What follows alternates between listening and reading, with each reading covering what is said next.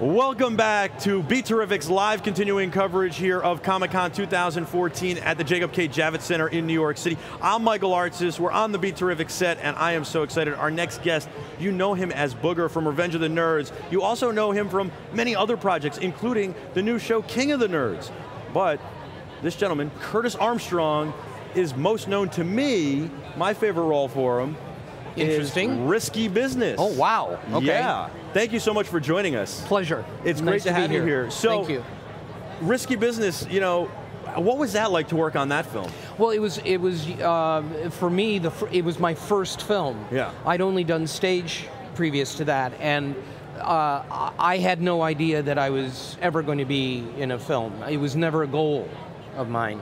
And got into Risky Business, went to Chicago, and it was such a unique experience for me because, you know, it's a totally different way of working.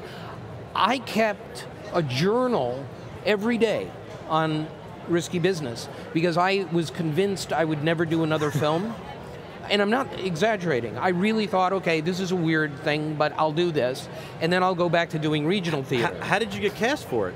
I just auditioned. Well, I'd done a play in New York that had gotten good reviews, and I had gotten singled out for it. So when that happened, then you start getting auditions for other things. You know, you become going out for Broadway plays and for films. And this is 1980. Some of my favorite lines ever from that movie. Yeah. One is, "Who's the captain of the U-boat?" Oh, yeah, that's right. Who's the U-boat captain? That's right. Another one I live by, and by the way, we wouldn't be here as BeTerrific and be doing this if and this is your line in the movie, Joel, sometimes you got to say, "What the F?" Yeah. And I love you got to do the old man's car thing, right? And then the last one somebody reminded me of last night, which is classic, is when Guido the Killer Pimp is chasing you, and you say, "I blame you, Joel." I have like a midterm do something like that. I've got a trig midterm tomorrow, and I'm being chased by Guido the Killer Pimp. That is that line. You know, that movie. I mean, the guy who does the U-boat commander line, that was his line. That was the only line he had in the movie, and it's memorable. It is. And that's one of the things about Risky Business. Paul Brickman, who wrote it and directed it, wrote that script. He worked on that script for 7 years. Wow. Till it was burnished. He knew exactly what the angles were going to be, how the lighting was going to be, what the music was going to be. He wanted it really done right, and it was done right. It was, and one of my favorite lines also from the movie is also when Tom Cruise says at the end in the class, they're all like, "Hey, I made $400 in a month," and he goes, "I made $8 grand in one night." Yeah. And then the other thing is that classic scene where he's dancing in his underwear, which every woman loves. That was apparent. Somebody told me yesterday, actually, that when the movie came out, the trailer for it was like 58 minutes of Tom dancing in his underwear and 58 seconds and 2 seconds of the rest something of the else. You know, it was like that was what sold people on the movie was him. And bearing in mind that no one really knew who he was. Right. He was 18 years old. He'd done 3 or 4 films, but 2 of them had not, I think, been released. What was it like working with a young Tom Cruise? It was like working with any young actor. I was 10 years older than he was. Wow, really? And and he had done more movies than I had, but I was 10 years older than he was. He was very compelling. He was very focused. He was very ambitious, and he was in the zone.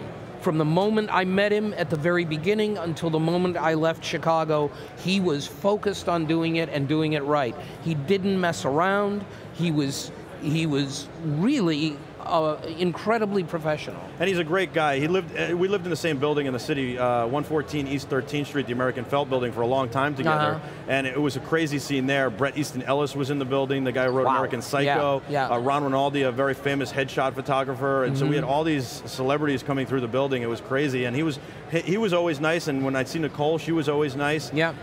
So that was pretty cool, but he was a great guy, and I've interviewed him since then, and it's always fun to kind of catch up. Now, you're probably most well known for being Booger on Revenge of the Nerds. Right. I imagine people run up to you and scream Booger and stuff like that. All the time. Do you love it? I appreciate it. I can appreciate it without loving it. Yeah. I mean, there were times, especially when my daughter was really young, where I would be out with my daughter and she would be frightened by people. These strange, big, strange guys, usually guys, running up and yelling stuff like that. It would freak her out. And it was, disturbing for me as a father to have this happen all the time, because I knew she scared her. You probably felt a little like you caused it too, like it was almost, you didn't, I mean, it wasn't your fault. Well, I mean, but like yeah, I don't know that I felt that way, but I did, because I know it's part of what I do, and, obviously, you're an actor, you do these things. How people respond to you, it would be great under normal conditions. Sometimes there are conditions that are not ideal, like that, but as far as I'm concerned, when people come up to me, I always appreciate it, because after 40 years, I'm still working and there are still people coming up and saying, I loved you in this, I loved you in that, whatever. And how can that not be gratifying? Even though it's Booger, But it's such a great character, and to me, it's like it's such a fun character. I mean, being known for being a fun character has to be like one of the best things. You could be known for being a villain. Here's the thing: is that the way I look at it, although I had a career before Revenge of the Nerds and I had a career after Revenge of the Nerds, for me, there were 4 jobs, all in the 1980s, starting in '83. With Risky Business, '84, Revenge of the Nerds, also '84, Better Off Dead, and '87, Moonlighting. Those 4 jobs were the foundation for my entire career after that. I owe all 4 of those jobs a huge debt of gratitude, because they were characters that were fun, people latched onto, I had great dialogue. And they're jobs that have stood the test of time, and everything good, bad, or indifferent that happened afterwards was in some way affected by those 4 jobs. Every time I think of you or I see a role you've been in, I smile. I know a lot of people get that reaction. What does it feel like for you when somebody says that to you, like, your acting makes me smile, or you make me smile? I know how they feel, because when I was young, although, I mean, when I was like in the late 50s, early 60s, the movies that I glommed onto, I would see on television, would be old, like 20s, 30s, 40s, comedies, horror films, science fiction films, those kinds of things. I had actors that always made me smile, or I got excited about seeing when I would see, oh, there's a new movie with, Bogart I'd never seen before, whatever, or Laurel and Hardy, big influences. And so I remember that sense of excitement, that sense of pleasure, but of course I never had access to those people. Even the ones who were still alive when I was alive, you didn't have this. Right. You didn't go to meet Laurel and Hardy at a booth. And I envy people who have the opportunity to meet actors who have had an influence on them and given them some joy. I love that you've kept that perspective and you still remember how it feels. I think that's phenomenal. How did you get into acting? Like, how did you know you wanted to be an actor? It was the nerd element was real strong, and I did not have. I was sort of a misfit in a way. I grew up, as I said, I grew up in Detroit. There was a period of time in the '60s where I lived overseas. When I came back in '67, I was considered a freak, because I'd lived in Switzerland and I read books, and I just did not fit in to that northern suburb Detroit ethos. I didn't belong there. And it was rough. It was in that nerd way of getting picked on and beaten up and pushed around and all that stuff. And I think theater was my way out, in the way that comic books would be someone else's way out, or in these days, cosplay or anything like that, you find yourself in that, and it's the thing that makes you feel human and good. It was an escape too. Yeah, and also, once I started doing it, just in middle school and high school, I realized I had an affinity for it. I had teachers who, in both cases, were former professional actors. Wow. And awesome. They were really supportive. So the combination of feeling it be something that I enjoy and giving me a place to go, and their support indicating that I had some ability, it just seemed to be the way I was going to go. It wound up being that way, and from that day to this, there was never a question of me doing another thing. It seems like Comic-Con, you talk about kind of bullying and stuff like that, it seems like Comic-Con and events like this are making everything more acceptable. You can be yourself. That's what I love about Comic-Con. You come who you are, be whoever you are. Yeah. And you can flaunt or be who you want to be. Or who you want to be. Or you would like to be. And nobody's going to judge, nobody's going to give you a hard time. I know. But I think that's also changing and shifting the tide in general. I feel like although bullying and cyberbullying is big in the news, it's becoming less popular and less prevalent. I hope, at least, and I hope that's true. I'm not sure I agree with you. I'd like it to. I mean, it would be great. We're all about positivity. I know, and it's an important element of what we do. And if you think about Revenge of the Nerds, I was saying that's an anthem. Yeah, and I was saying to somebody just this morning, when when Robert Carradine and I came up with the idea of King of the Nerds, and it was bought, and we went to a network, and we got it picked up by the network and the whole deal. Once we were in production, what I always would reiterate with our other executive producers is, if you ever have a question about the tone, go back to the last scene of Revenge of the Nerds where Bobby and Anthony stand up at the pep rally and come out as nerds. That's the kind of respect, that we want to do. We never want to mock them. We never want to tease them. We never want to put them down. It doesn't mean that there's not occasional friction, which there is, and so on. But from our viewpoint, we have to keep everything civil and human and supportive and inclusive and tolerant. Those are the watchwords. And I feel like Revenge of the Nerds kind of started the whole movement where people could come out and say, hey, I'm a nerd. That's right. Beat their chest and say, it's okay, nerd I'm pride. a nerd, and I'm happy, I'm nerd pride. Absolutely, yeah. Talk about King of the Nerds and how it came about. Well, Robert and I, we've kept in touch and so on, and we were just talking about the business, really. It didn't come from anything else. It came from, we're working actors, but wouldn't it be great if we were producers and could get another income stream? And it was really because we both had kids who were going into college and so on.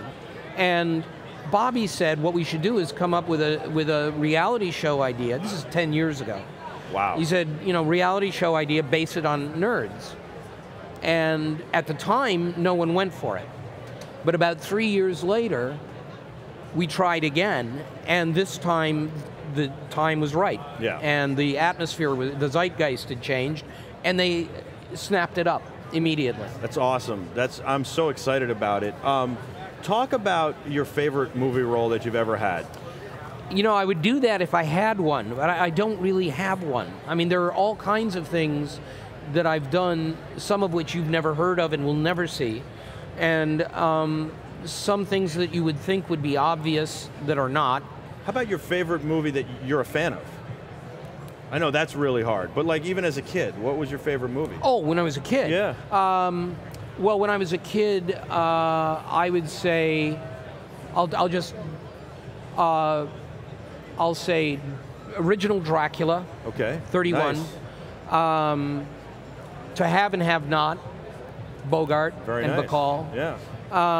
Those are two. They're on, in completely different universes, but those were the kinds of things. I didn't care about musicals. I didn't care about dramas particularly. I loved horror films. and I loved like the Warner Brothers gangster movies. I loved those. Awesome. So those were my two real passions. And then for me, it's something like, while Ray, for example, was something that was such an outlier for me because it was a dramatic role, and a lot of people don't even know I'm in the movie. And that was a huge, significant breakthrough for me personally as an actor. But, at the same time, Booger is significant because Booger is so different from me. Yeah. So different from me. But everyone assumes that I'm like that.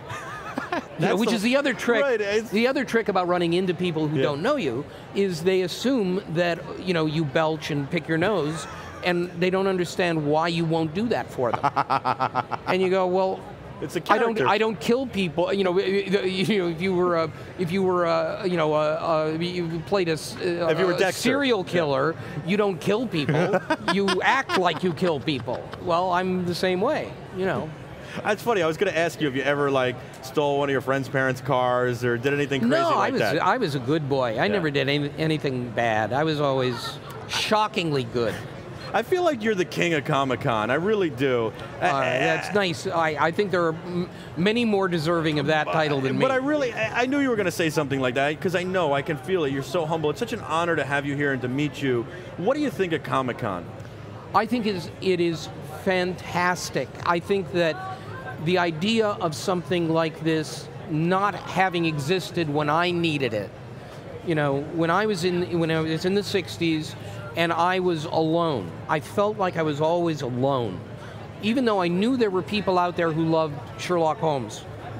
Is a big thing for me. Yeah. So I knew that there were Sherlockians out there. I'd loved reading Sherlock when I was a kid. Well, those books were... But I kept it quiet as well. Well, I didn't keep it quiet, but it was something that I couldn't share with a lot of people because I didn't know that many people who shared the love for those books.